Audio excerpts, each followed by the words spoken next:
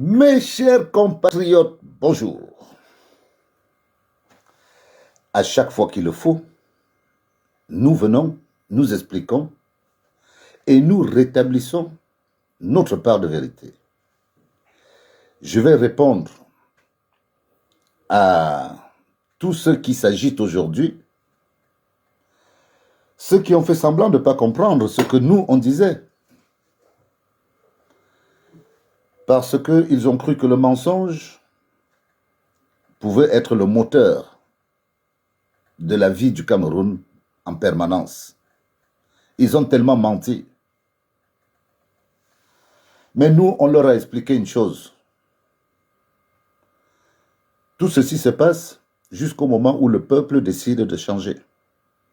Et nous parlons calmement depuis le départ. Nous expliquons. Donc,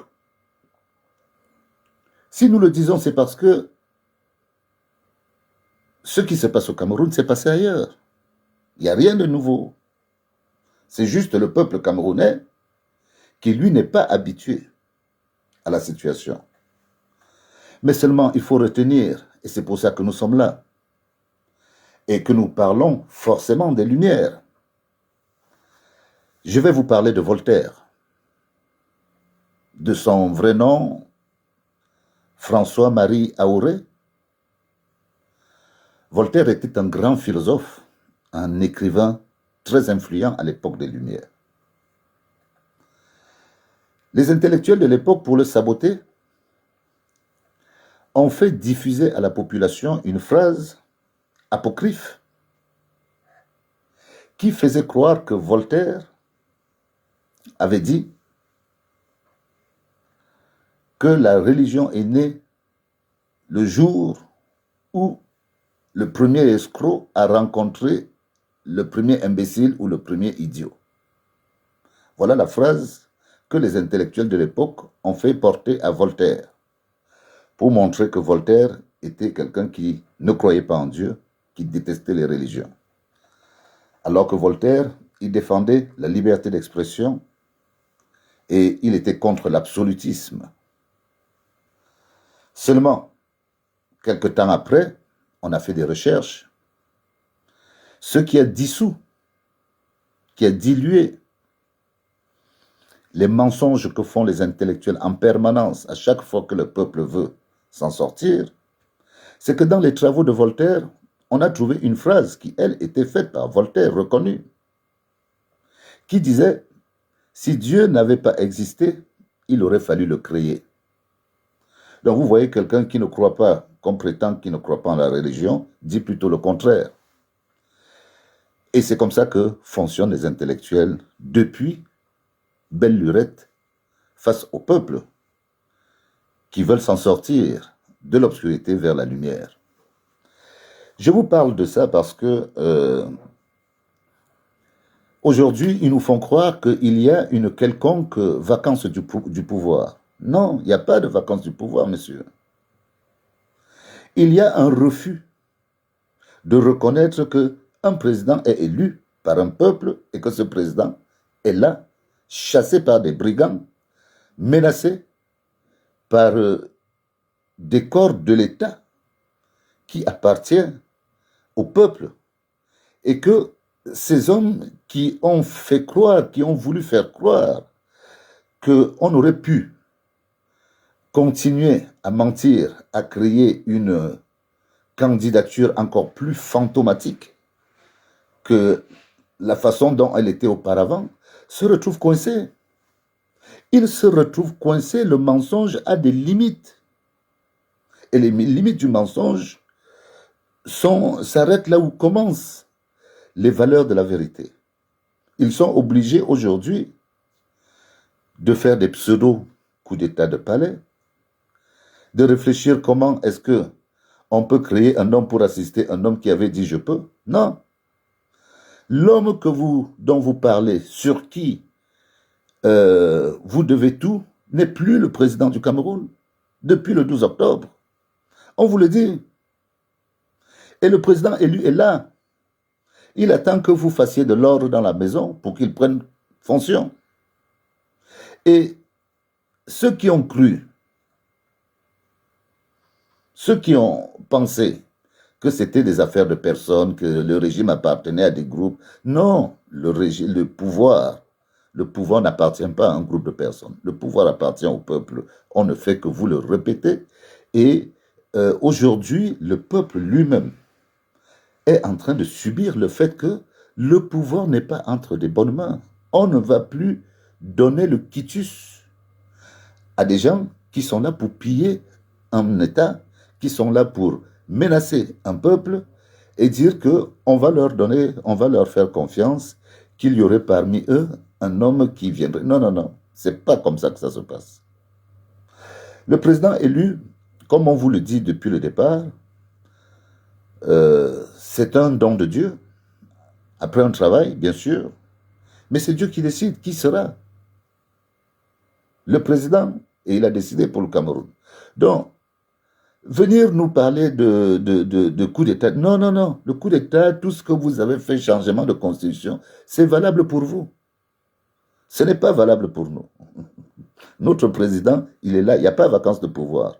Il y a juste que le président élu va arriver au Cameroun. Bon, si vous voulez continuer à amuser la galerie, parce que il n'y a que la politique qui gère la cité. Et il n'y a pas d'autre. On ne donne pas le pouvoir à des gens qui n'ont pas de représentativité politique. Le RDPC ne vaut plus rien. Tous les opposants déclarés ont accepté de se faire acheter, de faire vendre leur conscience au régime qui a ruiné le pays. Donc, le Cameroun aujourd'hui est un peuple vierge où les citoyens sont obligés de tout recréer. Le tissu politique, c'est-à-dire que c'est la classe politique en général qui est renvoyée par le peuple. Aujourd'hui, c'est la classe politique en général, sauf ceux qui vont reconnaître l'élection du président élu, parce que c'est ainsi que se passe la démocratie. Donc, nous, on vous regarde, on sait que le président élu, méthodiquement, avance ses pions pour rentrer de manière sereine, parce que ce n'est pas une histoire de personnes, ni de région, ni de tribu, c'est une question nationale. Et les Camerounais, aujourd'hui, ont déjà dit qu'ils sont prêts, le président est prêt, il suffit juste de trouver le bon moment pour que tout se fasse. Donc, nous, on n'est pas inquiets. On avait prévenu, avant les élections, que si vous voulez que les choses se passent sereinement, ayez le courage de trouver un candidat qui peut remplir les fonctions. Vous avez décidé de choisir la facilité. Vous avez décidé d'utiliser le moyen qui va vous permettre de perdurer dans votre illégitimité et dans votre pillage, parce que vous êtes coincé par le fait de l'argent, du pouvoir et de la luxure. Nous, on vous dit, vous allez vous battre entre vous. D'abord, on vous laisse, plus vous durez, nous on sait plus vous durez, plus vous allez vous battre entre vous. Et arrivera le moment où le président va dire stop, peuple camerounais, reprends ta chose et on met ceux qui détiennent illégalement les clés de la nation, on les met hors d'état de nuire et le Cameroun continue à vivre. Je vois des documents ou des régimes qui ont l'intention de chercher de l'argent en diaspora et jusque-là, nous, on vous explique que vous n'êtes plus crédible, on ne peut pas confier de l'argent à des gens dont on a l'assurance que l'argent va disparaître, tout simplement. Donc, tous les petits plans que vous essayez de faire, sachez que c'est déjà prévu pour le régime qui va arriver. Nous, on réfléchit différemment. Vous savez, pour qu'un pays s'autofinance, c'est simple. Au Cameroun, avec l'or que vous préférez enlever de votre pays pour aller le vendre pour des questions d'argent à l'extérieur, ailleurs, si vous faites fondre cet or et que vous fabriquez des pièces de monnaie en série limitée, vous vendez ces pièces de monnaie avec une valeur qui servira tout simplement de garantie aux citoyens. On achèterait des pièces d'or camerounaises qui seraient l'or du Cameroun et c'est comme ça qu'on va investir notre pays. Au lieu de vendre l'or à l'étranger, il faut faire des réserves d'or pour nos enfants. Vous êtes des criminels économiques. Vous avez fait la chose la plus grave qu'un peuple peut subir. Parce qu'un peuple qui vend son or, c'est un peuple qui éloigne sa liberté. C'est avec de l'or qu'on peut faire des réserves pour créer une monnaie un jour, un de ces quatre. Vous commencez déjà à enlever l'or, vous l'envoyez pour qu'il ait enrichi les autres nations. Vraiment, il n'y a pas plus grave comme trahison. Et le peuple qui a vraiment envie d'en découdre est heureusement bien guidé par son Excellence Issa Chiroma pour que tout se passe dans la paix et l'unité et que le Cameroun se relève avec ceux qui sont volontaires et qui ont la conscience que le progrès ne vaut que s'il est partagé par tous. Et notre pays est dans de très mauvaises situations. Il faut qu'on se serre les coudes, qu'on soit tous unis pour qu'on sorte de cette, je ne sais même pas comment on peut qualifier ça. Bon, pour ce qui concerne M. Biya, moi, je n'ai rien de particulier à dire. Pour moi, il n'est plus le président depuis longtemps. C'est sa porte, sa voie de sortie qui m'intéresse. Ce n'est pas le reste. Le reste, c'est la nature. Chacun récoltera ce qu'il a sémé. Et M. Biya aura, comme tous les êtres de la terre, va récolter ce qu'il a sémé. Voilà, je vous remercie. Bon dimanche.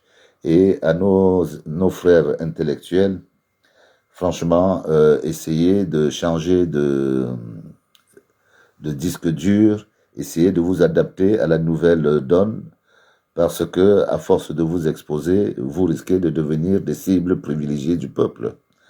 Un peuple désorienté et qui découvre que ceux qui les ont traînés dans la boue sont en vérité les enfants du village, a souvent des réactions inattendues. Donc, je dis aux intellectuels et à tous ceux qui aiment leur pays de suivre le sens de l'histoire. Il n'y a plus de raison d'être d'abord de sa tribu avant d'être camerounais. C'est le Cameroun d'abord et les tribus après. Je vous remercie. Bonne journée et vive le président élu Issa Chiroma. Vive les jeunes qui ont tout intérêt à tenir bon. Nous sommes aujourd'hui à la phase où c'est nous qui avons la parole, c'est la jeunesse qui a la parole. Hein, c'est vous qui êtes sur le terrain. Hein, le bureau du peuple, c'est la rue. Donc, partout où vous aurez à parler, si vous décidez de sortir, vous n'êtes même plus tenu de faire des autorisations, vous sortez de manière spontanée. C'est votre pays, vous êtes chez vous et vous devez faire comme vous voulez, dans le respect des lois de la République, sans agression, mais avec toutes les revendications. Et en fonction de cela, ceux qui vont s'interposer à nous vont tout simplement créer ce que nous ne voulons pas depuis, c'est-à-dire l'autodéfense. Le peuple devra se défendre par tous les moyens. Je vous remercie. Il n'y a pas plus fort que le peuple. Aucune armée n'est plus forte que le peuple. Et nous demandons à nos frères en tenue de rejoindre le peuple et de ne plus s'en prendre au peuple qui a la légitimité de demander l'amélioration de ses conditions de vie. Je vous remercie. Bon week-end et vive le Cameroun.